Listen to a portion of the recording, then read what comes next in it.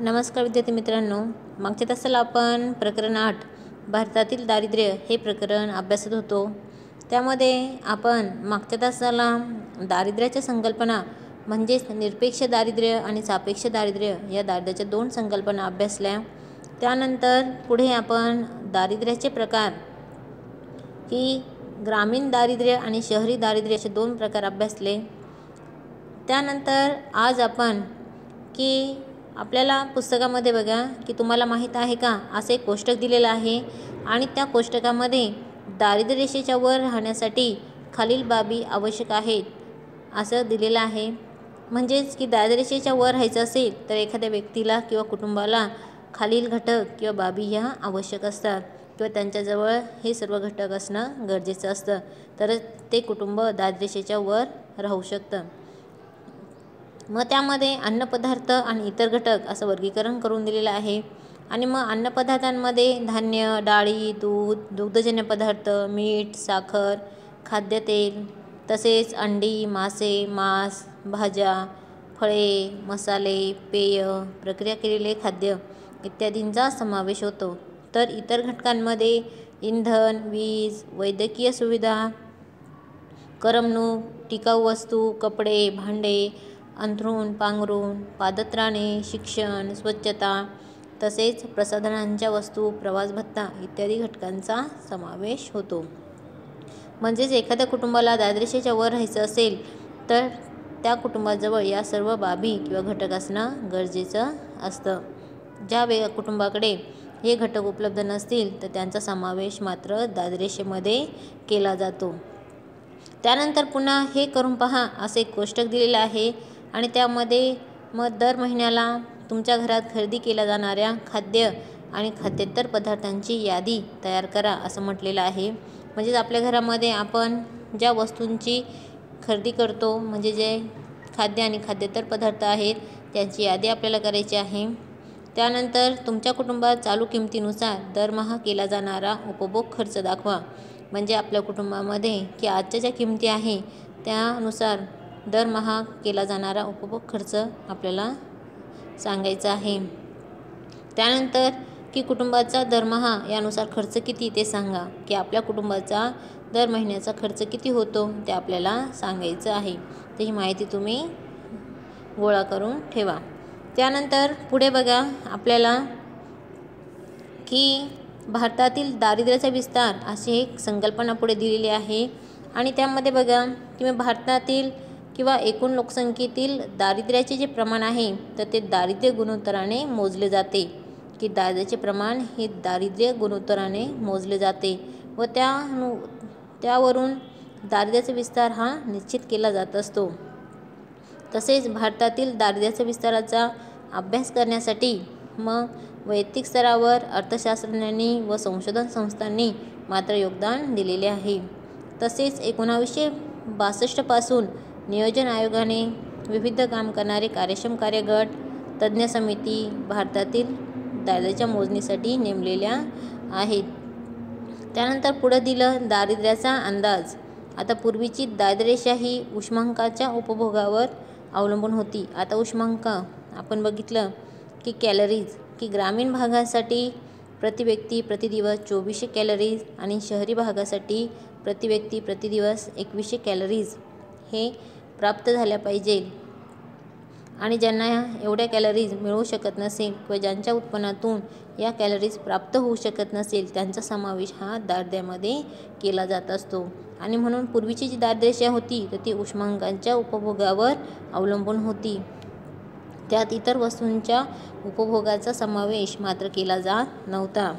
मग भारत सरकारने वेळोवेळी दारिद्र्य रेषा मोजण्यासाठी वेगवेगळ्या समित्यांची नियुक्ती केली आणि मग डॉक्टर सी रंगराजन यांच्या अध्यक्षतेखाली 2012 साली तज्ज्ञांचा एक गट नेमला गेला. मग या गटाने 2014 मध्ये सादर केलेल्या अहवालानुसार ग्रामीण व नागरी भागाकरता दारिद्र्य रेषा ही निश्चित केली गेली. मग ती पुढील प्रमाणे की 2014 मध्ये सादर केलेल्या अहवालानुसार ग्रामीण व शहरी भागाकरता दारिद्र्य रेषा ही ठरवली गेलेली होती. मग आता डॉक्टर सी रंगराजन यांच्या गटाच्या अहवालानुसार दारिद्र्याचा अंदाज पुढे आपल्याला दाखवलेला आहे किंवा दर्शविलेला आहे. आणि त्या कोष्टकाला नाव दिलं आहे दारिद्र्याचा दर आणि वर्ष दिलं 2011-12.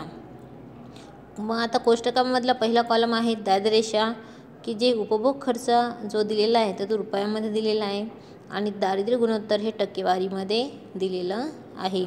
आता पहिल्या कॉलममध्ये ग्रामीण, दुसऱ्या कॉलममध्ये शहर, त्यानंतर परत दारिद्र्य गुणोत्तरामध्ये ग्रामीण, शहर आणि एकूण असे नावं त्यांना दिलेली आहेत. मग आता ग्रामीण भागामध्ये बघा की ₹972 प्रति महिना हा एखाद्या व्यक्तीला किंवा कुटुंबाला मिळाला पाहिजे. म्हणजेच ₹32 प्रति व्यक्ती प्रति दिवस हा प्राप्त झाला पाहिजे.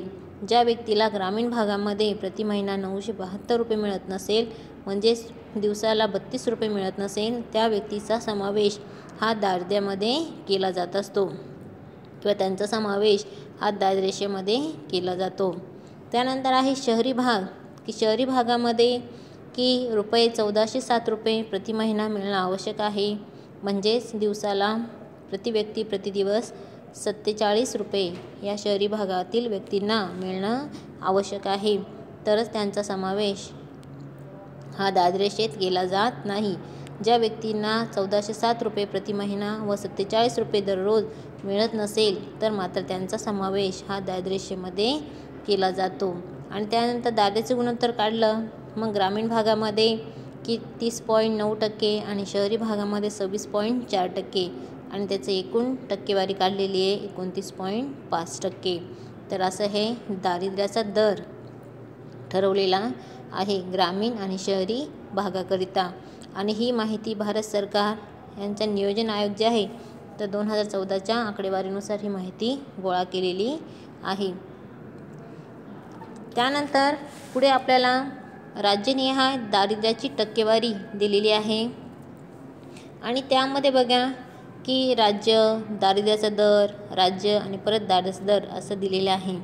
आणि त्यामध्ये की काही राज्य दिलेली आहे आणि त्यातील दारिद्र्याचा दर हा 2011-12च्या आकडेवारीनुसार दिलेला आहे आणि तो टक्केवारीत आपल्याला दिलेला आहे. त्यामध्ये पहिलं राज्य आहे आंध्र प्रदेश. मग 2011-12मध्ये दारिद्र्याचा दर होता 9.20%. त्यानंतर दुसरं राज्य आहे आसाम, तिथं दारिद्र्याचा दर होता 31.9%. त्यानंतर तिसरं राज्य आहे बिहार, दारिद्र्याचा दर होता 33.7%. छत्तीसगड 39.9%, गुजरात 16.6%, हरियाणा 11.2%, हिमाचल प्रदेश 8.1%. त्यानंतर जम्मू आणि काश्मीर 10.4%. त्यानंतर पुढचं राज्य आहे झारखंड 36.9%. त्यानंतर कर्नाटक राज्य 20.9%. त्यानंतर पुढचं राज्य आहे केरळ. आता केरळ या राज्यामध्ये दारिद्र्याचा दर हा 2011-12मध्ये 7.1% होता, म्हणजे सर्वात कमी होता. त्यानंतर आहे मध्य प्रदेश म्हणजेच 31.7%, महाराष्ट्र राज्यामध्ये 17.4%, ओडिसा राज्यामध्ये 32.6%, पंजाब राज्यामध्ये 8.3%, राजस्थानमध्ये 14.7%, तामिळनाडू राज्यामध्ये 11.3%. त्यानंतर पुढचं राज्य आहे उत्तर प्रदेश की त्यामध्ये 29.4% आणि पुढचं राज्य आहे उत्तराखंड 11.3% दारिद्र्याचा दर. आणि शेवटचं राज्य आहे पश्चिम बंगाल. आता पश्चिम बंगालमध्ये दारिद्र्याचा दर होता 19.9%. तर अशा प्रकारे राज्यनिहाय दारिद्र्याची टक्केवारी आपल्याला या कोष्टकामध्ये दिलेली आहे. आणि ही जी माहिती आहे तर ती माहिती आर्थिक पाहणी अहवाल 2017-18मध्ये किंवा 17-18नुसार घेतलेली आहे. त्यानंतर पुढे आहे शोधा पाहू. आता बघा की वरील माहितीच्या आधारे म्हणजे वरील राज्यनिहाय दारिद्र्याची टक्केवारी हे जे कोष्टक आहे त्याच्या आधारे आपल्याला तिसरे चतुर्थक म्हणजे Q3 व 10वे शतमक म्हणजे P10 काढायचं आहे व त्यानुसार राज्याची नावे लिहायची आहे. परंतु आपण तिसरे प्रकरण विभाजन मूल्य हे घेतलेलं नाही आणि त्यामुळे हे उदाहरण आपण नंतर सोडवून घेऊया. त्यानंतर पुढे आपल्याला की दारिद्र्याची कारणे आपल्याला दिलेली आहे की भारतामध्ये दारिद्र्याचे जे प्रमाण वाढलेलं आहे तर ते प्रमाण वाढण्यासाठी कोणकोणती कारणे कारणीभूत ठरतात, तर ती कारणं आपल्याला पुढे दिलेली आहे. तर ती कारणे आपण पुढच्या तासाला अभ्यासणार आहोत. तोपर्यंत धन्यवाद.